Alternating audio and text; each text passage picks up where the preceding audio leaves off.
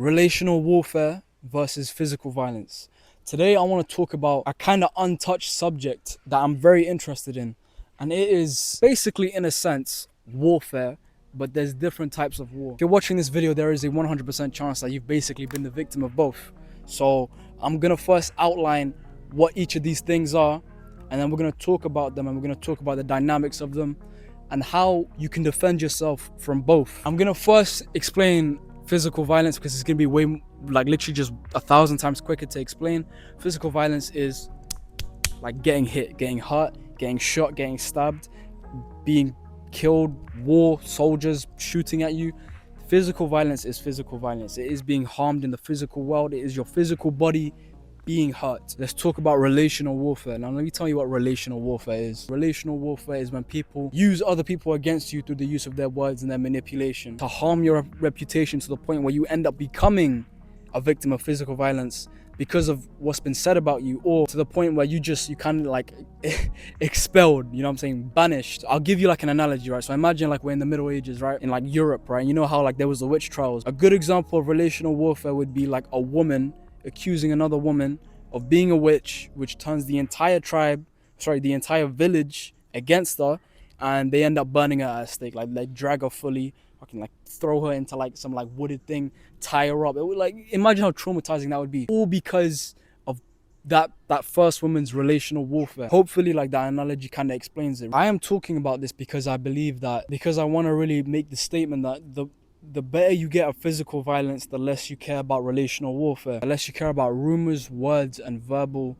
attacks. Relational warfare can be absolutely destructive, you know, extremely destructive. One of the worst, I think the nuke of relational warfare is a woman accusing a man of rape, and I'll explain why. You can kill someone for a reason.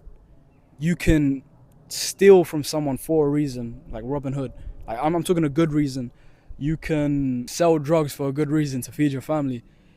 You cannot commit a sexual crime for a good reason. Sex crimes are the most sadistic, unjustifiable crimes ever. By no means can you justify it, and that is why, like, generally as a society, generally everywhere in the world, like, sex crimes are despised. You know what I'm saying? Imagine if there was like a massive mob and someone said, oh yeah, that guy's a pedophile or something. I would be a part of that mob, you know, trying to get my licks and trying to get a quick head kick or something like that. Because I myself, I'm susceptible to that kind of relational warfare. If they're guilty, sweet, like, I'd gladly be a part of that mob. But in terms of a false accusation, that is like the most terrifying thing to be the victim of. You know how the law works. It is, you're accused, you're charged, right? And by this time, you should be seen as innocent because you haven't been convicted. You're prosecuted, should still be seen as innocent, and then you're convicted. People will see you as innocent if you've killed, stolen, burgled, carried firearms. You'll be seen as innocent. But with the case of a sex crime, you are guilty, like, throughout until you're proven innocent. And even then, simply by having your name associated with the crime will forever stain you. Your family won't look at you the same again. Your friends won't look at you the same again. You won't be able to get the same kind of jobs, you know what I'm saying, because you were on the news or something like that. Being falsely accused of something like rape, I just want to say, it is like the nuke of relational warfare. It is the worst thing I think a person could do to another person, specifically a girl doing it to a man. I don't think a man can accuse a woman of rape. People be like, what the I personally don't even think a woman can even rape a man. It doesn't make sense in my eyes. I know there's going to be some people fighting me on that. Come fight me. Once you get better at physical violence, you end up caring less about relational warfare, right? So aside from the side point that I made, I'm talking about basic verbal attacks. If you've been boxing for like 5 years straight, would you really care about what like a weakling who's never boxed before says about your form, or says about like your fight? Say you lost a fight and said, haha, you lost the fight, or you did shit in sparring, haha, you got whooped. You don't even know how to fight. I'm like here in terms of physical ability, and you're like down here, like you're a little lemming wimp. You wouldn't care about the relational warfare of this person because they are not at the same caliber of physical capability, so you wouldn't care.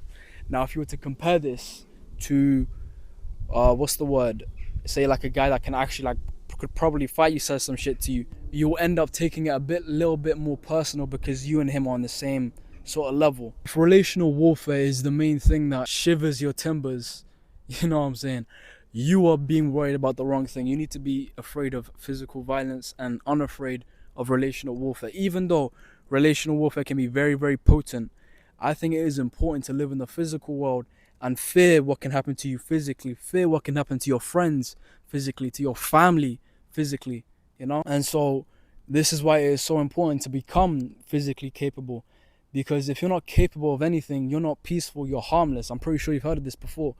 You need to be a physically capable person that is morally good, that is like the good warrior in the story, like the knight in a story or something like that.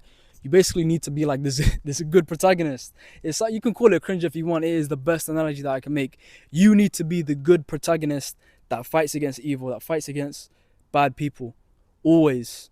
You know, there was a good saying that I heard: evil will only prevail if good men sit and do nothing. And I'm like, I really resonate with that message. You need to live in the physical world, man. And you need to fear physical violence. And more importantly, you need to master it. So this is why I'm telling you to get your ass out of your chair and into a boxing gym, into a wrestling gym, MMA gym, wherever, bro. Learn a martial art for the love of God. I'm telling you, it will make you less violent, less evil. You'll make great friends. You know what I'm saying?